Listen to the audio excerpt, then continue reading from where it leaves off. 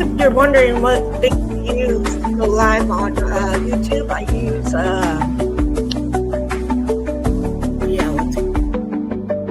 StreamYard. It works pretty good. It's easy for me to use and navigate. So.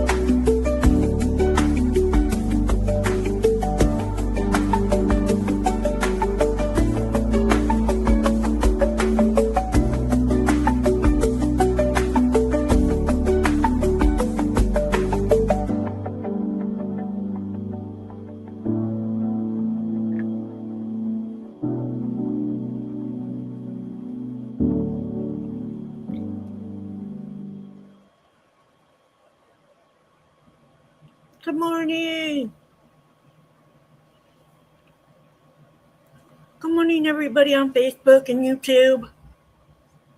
Hope your Tuesday morning is going great.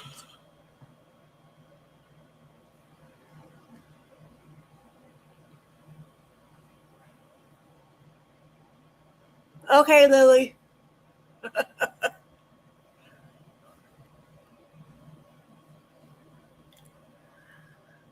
I need to mute that when I go live then. Oh, it's Tuesday, which means it is another AA day. I am sober today and very happy about that. If there's nothing else you can be happy about that. That's how we get through our day, is remember that we are sober for today, for this moment. Thank you for sharing me out, Lily. Anyway, so this is a judgment-free zone. Just because somebody is in the chat or the comments does not mean that they are the alcoholic. They could be here to support my channel or learn ways to help a friend or family member who suffers with alcoholism. It is a worldwide issue. So, hi, Tony. My sponsor's in the house. But yeah, please be mindful and kind in the comments in the chat. I do these meetings for people that need them and want to learn about ways that they can stay sober or help somebody that they know and love to get sober and stay sober. So enough of that. I'm Sandra and I'm an alcoholic. God, grant me the serenity to accept the things I cannot change, the courage to change the things I can, and the wisdom to know the difference. Always put in the description, except I didn't on Facebook this morning. I lost track of time. We're reading the 12 Steps and 12 Traditions book, and we are on step 5, page 55.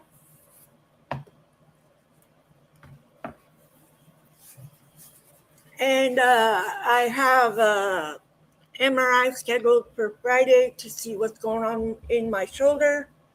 I still have not been released to go back to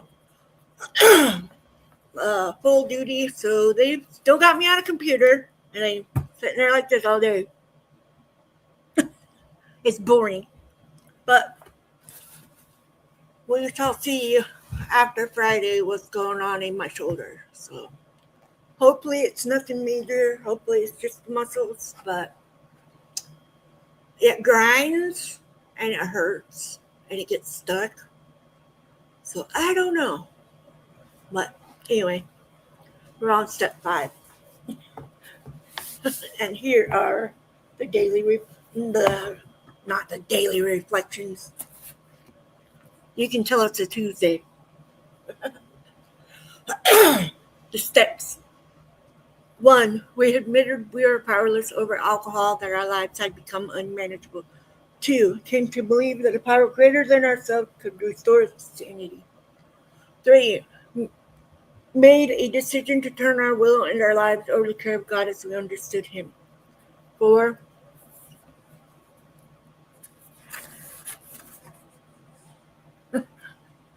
making a searching and fearless moral inventory of ourselves. 6. 5. It's not my Tuesday. I'm ready to odd ourselves into another human being exactly to our realms. 6. We're entirely ready to have God remove all these defective characters. 7. Humbly ask Him to remove our shortcomings. 8. Made a list of all persons we had harmed and become willing to make amends to them all. 9. Made direct amends to such people wherever possible, except where to do so would injure them or others. 10. Continue to take personal inventory and when wrong, promptly admit it. 11.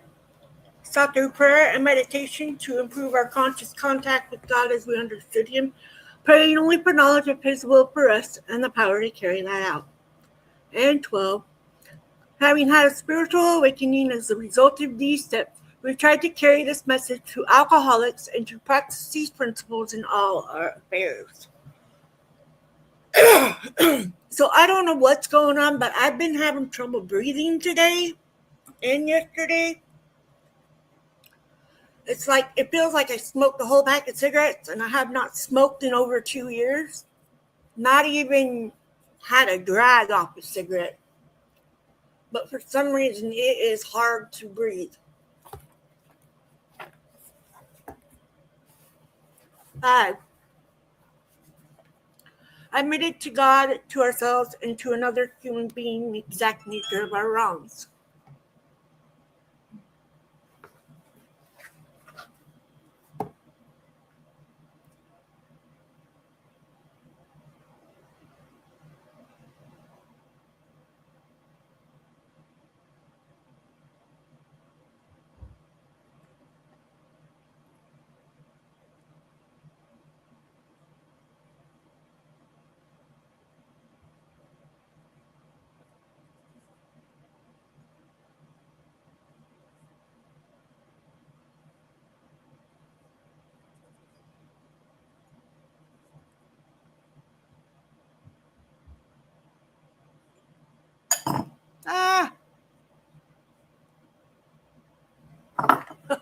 I have a bowl set up to hold my phone while I am live on YouTube or on Facebook, but like most times, it doesn't go how we want it. But anyways,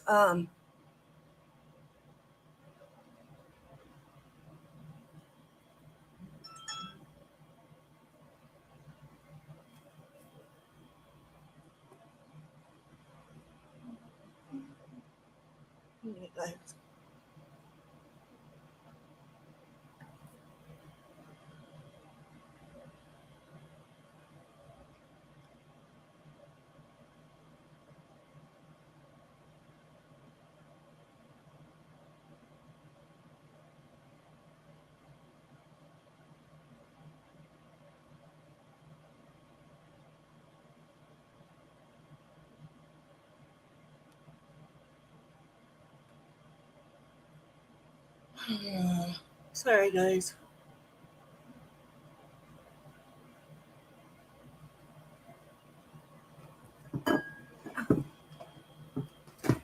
Stay. No. Stay. Stay. You can tell it's Tuesday. All of AA's 12 steps ask to us go contrary to our mutual desire.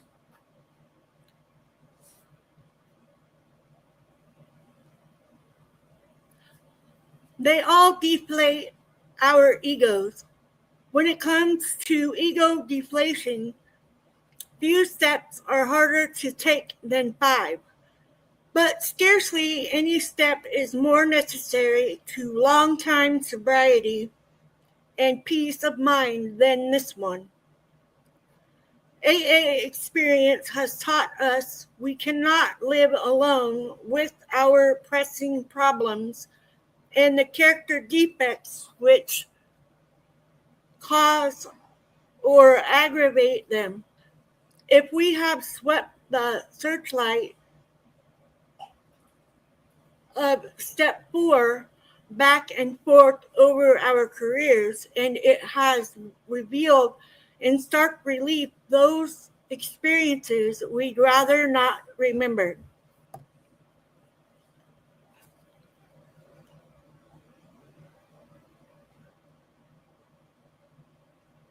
I lost my spot again. If we have come to know how wrong thinking and action have hurt us and others, then the need to quit living by ourselves with those tormenting ghosts of yesterday gets more urgent than ever. We have to talk to somebody about them.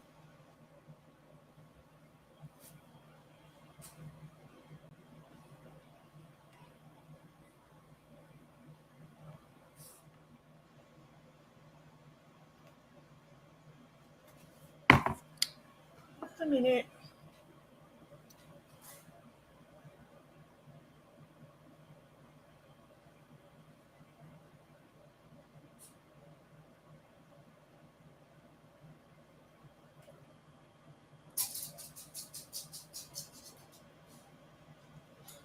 Now the dog wants up. Ay, ay, ay, ay. No. Now you want up, don't you? It is not a good morning.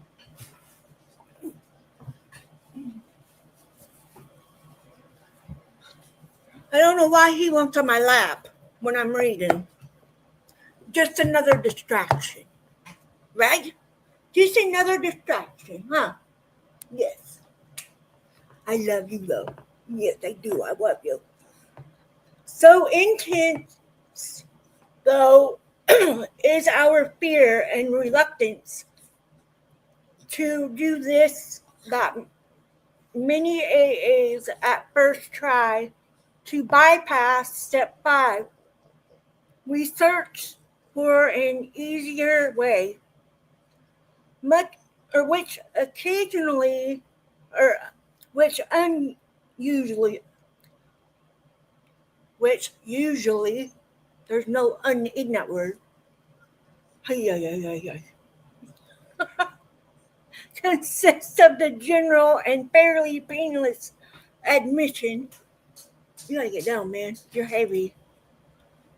That when drinking, we were sometimes bad actors. Then, for good measure, we add dramatic descriptions of that part of our drinking behavior, which our friends probably know about anyhow. But of the things which really bother and burn us,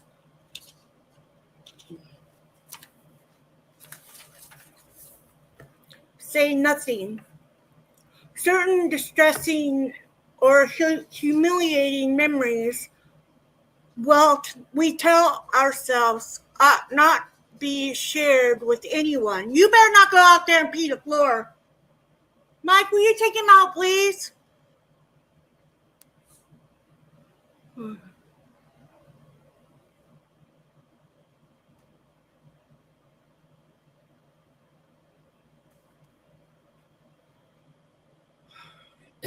These will remain our secrets. Not a soul must ever know. We hope they'll go to the grave with us. Yet if AA, huh? What'd you say? We take the dog out. Yet if AA's experience means anything at all, this is not any unwise, but is actually a peerless resolve. Few muddled attitudes have caused us more trouble than holding back on step 5. Some people are unable to stay sober at all. Others will relapse periodically until they really clean house. Even AA old-timers, sober for years, often pay dearly for skipping their steps. They will tell how they tried to carry the load alone, how much they suffered or irritability, anxiety, remorse, and depression, and how unconsciously seeking relief. They would sometimes accuse even their best friends of the very character defects they themselves were trying to conceal. They always discovered that relief never came by confessing the sins of other people. Everybody had to confess his own.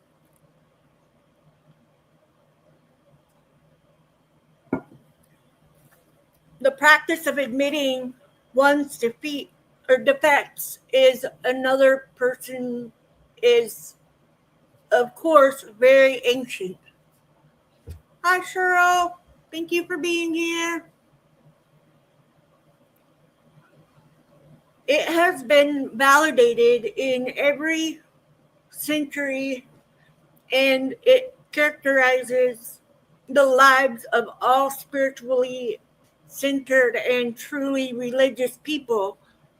But today, religion is by no means the sole advocate of this saving principle. Psychiatrist, I think is what it is, and psychologists, I don't know, point out the deep need every human being has for practical insight and knowledge of his own personality flaws, and for a discussion of them with an understanding and trustworthy person. So far as alcoholics are concerned, AA would go even further. Most of us would declare that without a fearless admission of our defects to another human being, we could not stay sober. It seems plain that the grace of God will not enter to expel our destructive obsession until we are willing to try this. What are we likely to receive from step 5? For one thing, we shall get rid of the terrible sense of isolation we've always had. Almost without exception, alcoholics are tortured by loneliness. Even before our drinking got bad and people began to cut us off, nearly all of us suffered the feeling that we didn't quite belong. Either we were shy and dared not draw near others, or we were apt to be noisy, good fellows craving attention and companionship, but never getting it.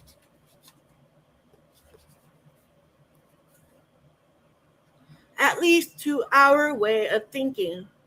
There was always that mysterious barrier we could neither surmount nor understand. It was as if we were actors on a stage, suddenly realizing that we did not know a single line of our parts. That's one reason we loved alcohol too well. It did let us act extreme.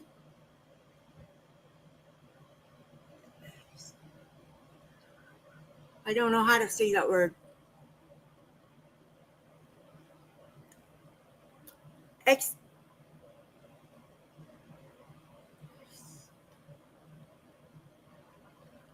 I don't know how to say it. Extemporary.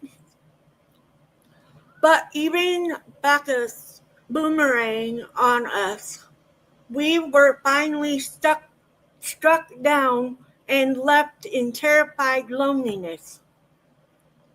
When we reached AA and for the first time in our lives stood among people who seemed to understand, the sense of belonging was tremendously exciting.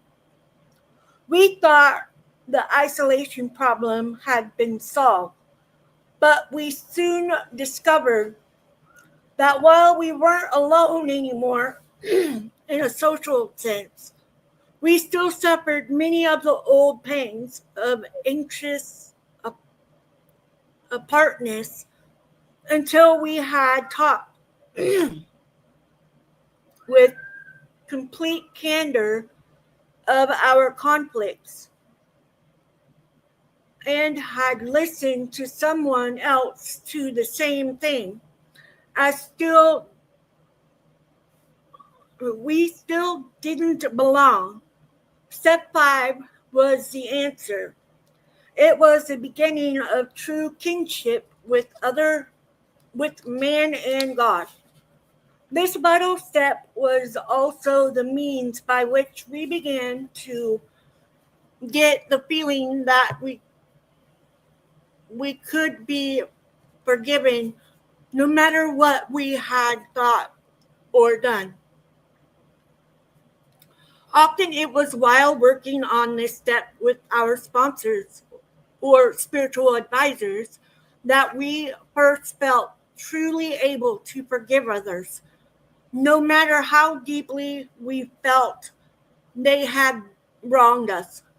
Our moral inventory had persuaded us, sorry, my phone went off, persuaded us that all round forgiveness was desirable, but it was only when we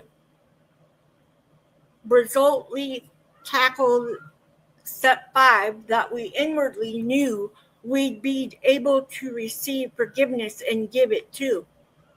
Another great dividend we may expect from confiding other defects to another human being is humility, a word often misunderstood. To those who have had progress in AA, it amounts to a clear recognition of what and who we really are, followed by a sincere attempt to become what we could be. Therefore, our first practical move towards humility must consist of recognizing our deficiencies. No defect can be corrected unless we clearly see what it is. But we shall have to do more than see. The objective look at ourselves we achieved in step 4 was, after all, only a look. All of us saw, for example, that we lacked honesty and tolerance, that we were beset at times by attacks of self-pity or delusions of personal grandeur. But while this was humiliating experience, it didn't necessarily mean that that we had yet acquired much actual humility. Though how recognized our defects were still there, something had to be done about them, and we soon found that we could not wish or will them away by ourselves. More realism and therefore more honesty about ourselves are the great pains we make under the influence of step 5. As we took inventory, we began to suspect how much trouble self-delusions had been causing us. This had brought a disturbing reflection If all our lives we had more or less fooled ourselves, how could we know or now be so sure that we weren't still self-deceived? Get out of there! Ryder Pugsley, right now! Yes, he has a middle name. It's Pugsley. Get out of that kitchen. You already beat the floor. You little turd. This dog. Did you pee my kitchen floor? Better not have. I'd be mad. He knows better. He's distracting me. It's not hard to distract me. Hi, Ava.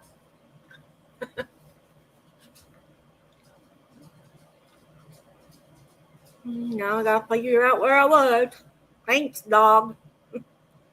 Too much guilt and remorse might cause us to dramatize and exaggerate our shortcomings. Or anger and hurt pride might be the smokescreen under which we were hiding some of our defects while we blamed others for them.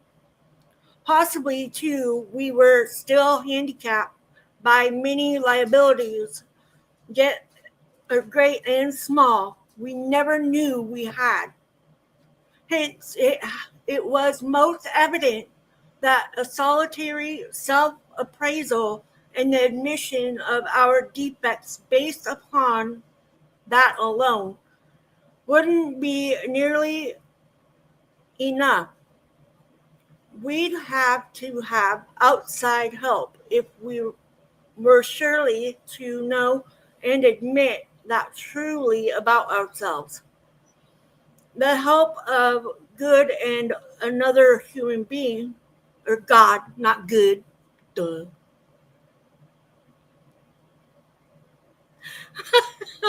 This is not my morning.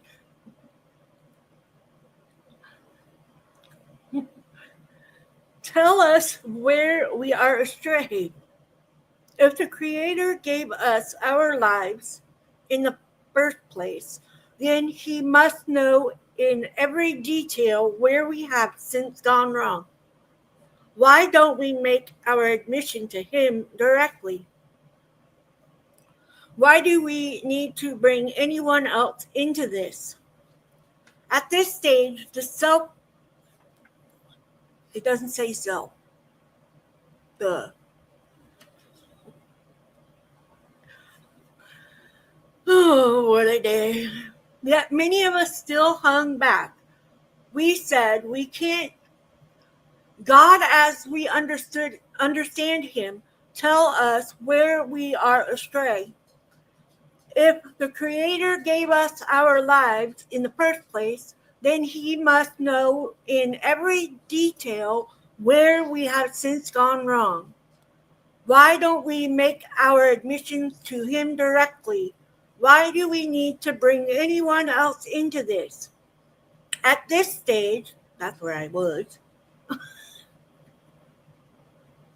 the difficulties of trying to deal rightly with God by ourselves are twofold.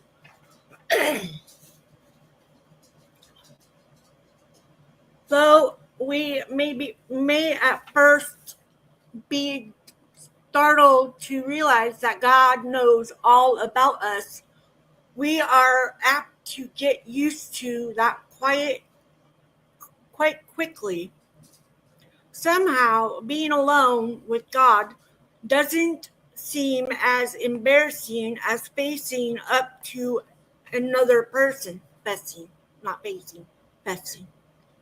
until we actually sit down and talk aloud about that we have so long hidden. Our willingness to clean house is still largely theoretical.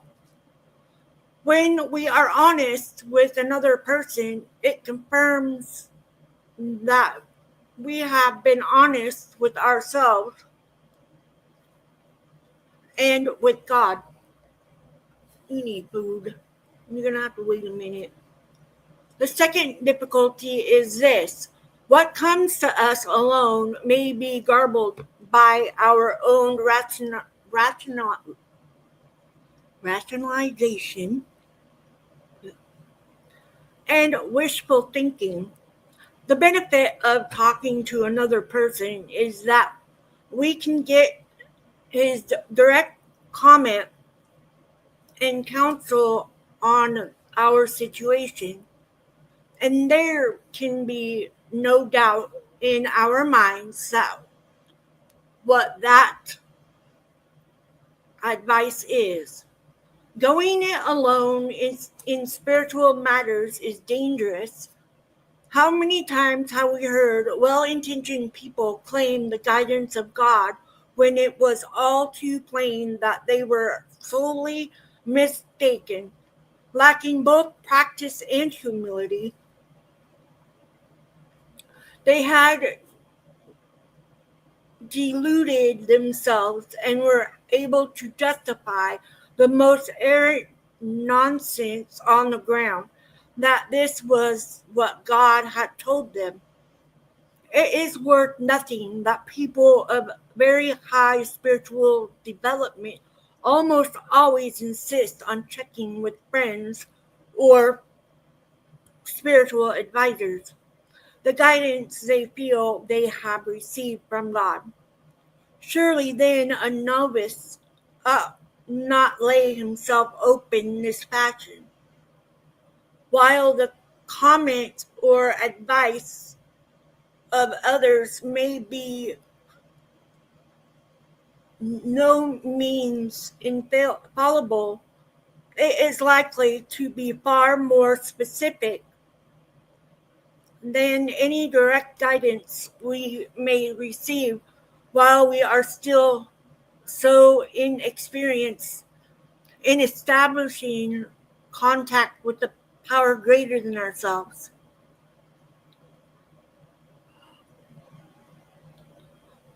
Our next problem will be to discover the person in whom we are to confide. Here we ought to take much care, remembering that prudence is a virtue which carries a high rating. Perhaps we shall need to share with this person facts about ourselves which no other ought to know. We shall want ourselves, which I already read that part. We shall want to speak with someone who is experienced, who not only has stayed dry, but has had or has been able to surmount other serious difficulties perhaps like our own. This person may turn out to be one's sponsor, but not necessarily so. If you have developed a high confidence in him and his temperament and problems are close to your own, then such a choice will be good. Besides, your sponsor already has the advantage of knowing something about your case. Perhaps, though, your relation to him is such that you would care to reveal only a part of your story. If this is the situation, by all means do so, for you ought to make a beginning as soon as you can. It may turn out, however, that you'll choose someone else for the more difficult and deeper revelations. This individual may be entirely out of AA. For example, your clergyman or your doctor. For some of us, a complete stranger may prove the best bet. The real test of the situation are your own willingness to confide and your full confidence in the one with whom you share your first acute self survey. Even when you found the person, it frequently takes great resolution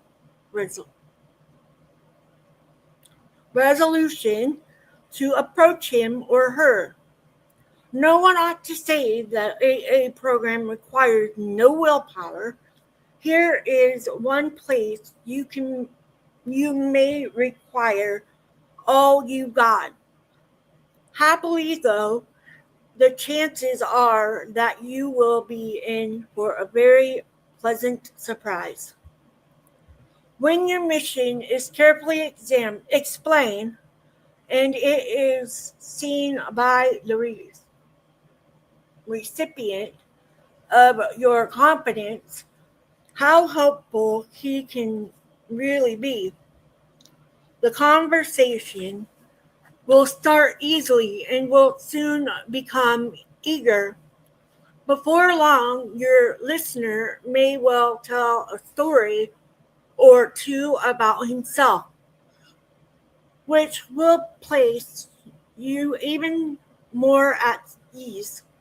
Provide you hold back nothing. Your sense of relief will mount for minute to minute. The dammed up emotions of years break out of their confinement and miraculously vanish as soon as they are exposed. As the pain subsides, a healing tranquility takes its place, and when humility and serenity are so combined, something else of great moments is apt to occur. Many an AA, once agnostic or atheist, tells us that it was during this stage of step 5 that he first actually felt the presence of God.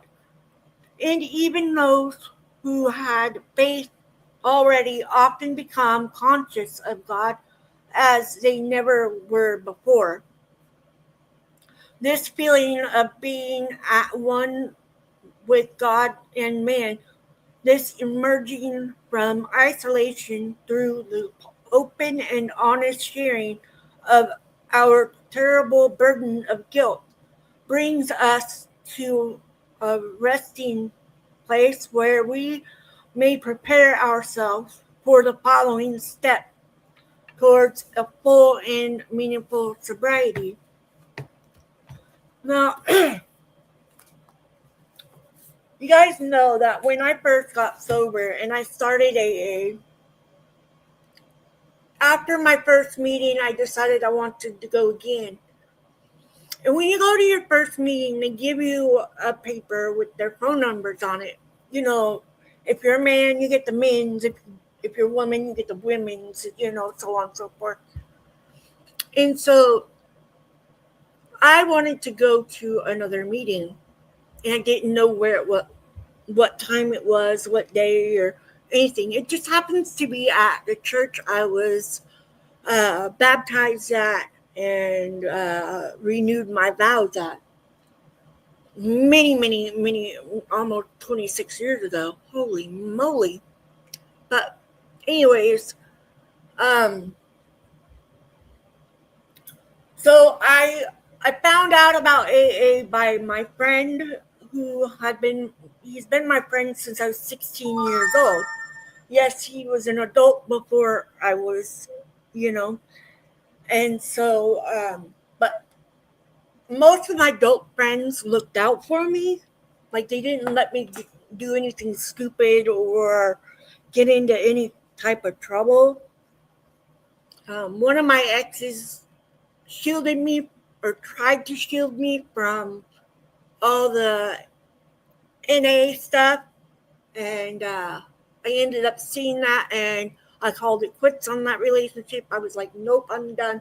you're doing that, and I can't be with that. So, but when I finished my step 4 and I was finally able to see where I needed to make all of my things and connect with something higher than myself. I believed in God, but I believe in a higher power more, because without a higher power, I would not be sitting here sober today. And without the groups, I wouldn't be here sober today. Without my sponsor, I would not be here sober today. But I had 2 sponsors, and they were my sponsors right off the bat. Connie is my first sponsor, and then my second sponsor just happened to be one of my coworkers at my first full-time job. And I got to know her so well, and she became my mom. I mean, she was old enough to be my grandma, but she was like a mom, and we started calling her Mama J. But she taught me how to get my voice all the time. She's like, you need to use your voice. Just say it. Don't hold it back. Say it. And so, me, I tend to get in arguments. And yeah, that was not good. But then, later on, I learned how to, if those times arose, I would just grab my stuff and go, because I didn't want to be in a conflict with anybody. And when I first got to AA, I skipped part of the second meeting because, I'm a new person and around new people. I didn't know anybody. Well, I think I knew a couple of people in there, but my aunt was friends with my sponsor. So she knows my family. And,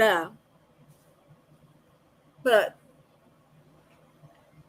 for that second meeting, I decided to take off and go down to town.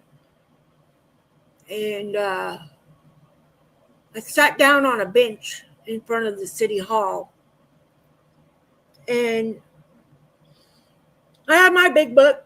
Of course, my sponsor gave me my first big book on my second meeting, and so this guy comes over and he sits next to me, not right next to me, but he was there where I could hear him. And he had a brown paper bag. Y'all know what goes in a brown paper bag, right? And so he was sitting there. I didn't say anything about his beer, nothing. And he just started talking to me out of the blue. I'm like, I don't know this guy, but okay, I'll just talk to him anyways. It won't hurt to have a conversation, right? And so I hadn't even started telling my sponsor about my alcoholic days. So she didn't know me very well. But this guy, he goes, step 11 is the hardest. I was like, no, I think step 4 is. And he's like, no, 11. But it was weird because he knew just by the book. And that was a awakening for me, letting me know that, I was doing the right thing by going to AA and changing my life for the better. And I'm sitting here sober for 11 and a half years. And, not every day is great. I have my good days and bad days, just like everybody else. I just know that I don't have to drink. And that's the main thing, is you learn that you don't have to have that drink. You don't have to take that drink. Somebody puts it in your face, tell them no. I'm a recovering alcoholic and I don't want that. I've done it more than once. But I was sober for, I want to say, about 18 to 2 years. I think maybe a little farther along in my sobriety. But my husband had to go to a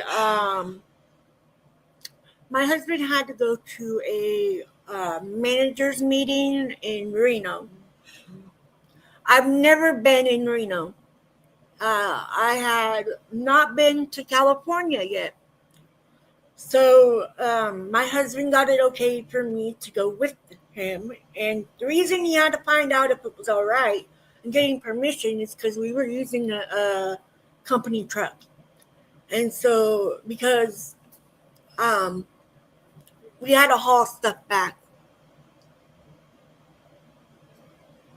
But I went in there to Reno.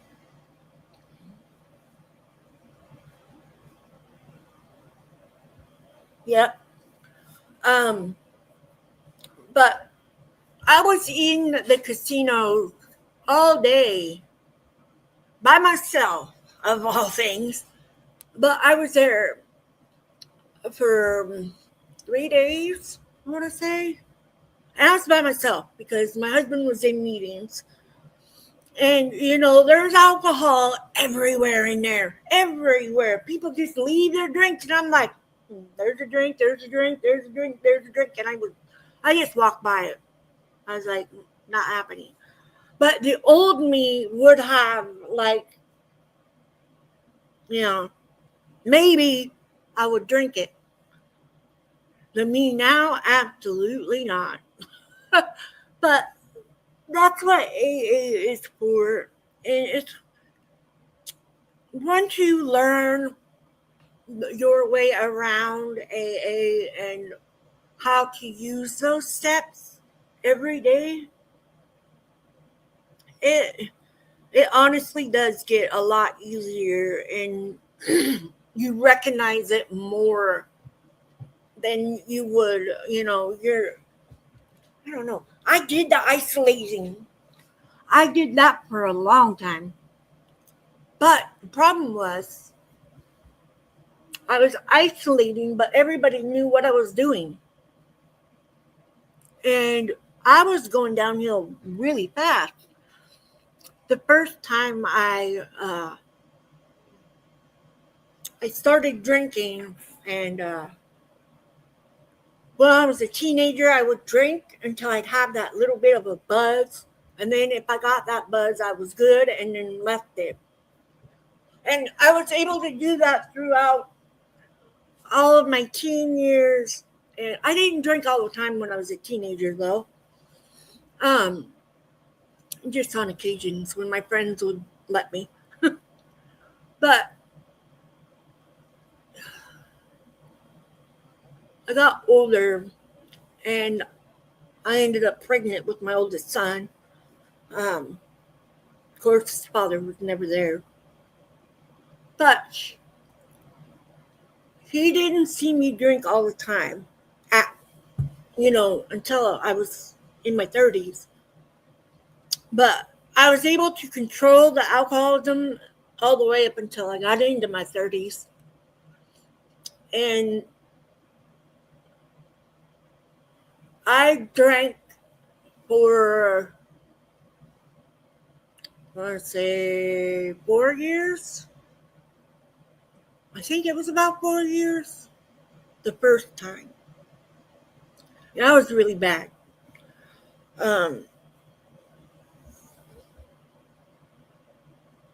But see, growing up, I always knew my father was my birth father, my donor, whatever the heck you want to call him. But I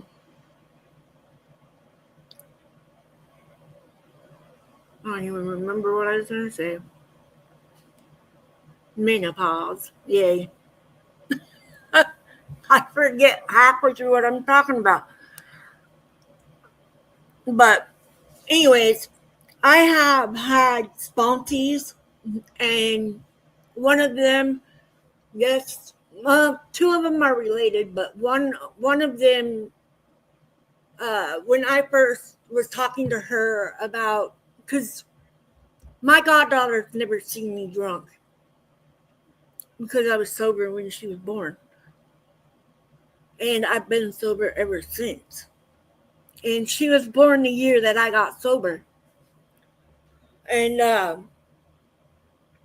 so I started with my AA and stuff. I started sharing to her. And I wasn't a sponsor or anything, but I was there helping her. She lost her mom, and it was really hard for her. And then she was needing out of a situation, and I told her she could do it. And I have to tell you, I feel so bad that I missed it Saturday, but she graduated college, and I am so super proud of her. And my goddaughter graduated 5th grade. I can't believe it. She's a middle schooler. Holy moly. But she didn't believe in God either. And so, what in step 5 is exactly what I did. Was I told her to find the choice of her own higher power, find her own spiritual being or thing that she wanted it to be. And so that's what she did. And she did relapse, but she's back sober and she's been doing great and graduated college on Saturday. And she graduated the Beavers College, but I'm super proud of her. And she's off on a good start for her new career, and I'm excited for her. So, but anyways, AA works. It worked for me. It's working for my sister. It's working for all those people that, you know, want to be sober for themselves and make a better life for themselves. And thank you for letting me do these meetings. I really appreciate it. And everybody being here and supporting my channel and my AA meetings. It means so much to me. If this is all that I am able to do, so be it.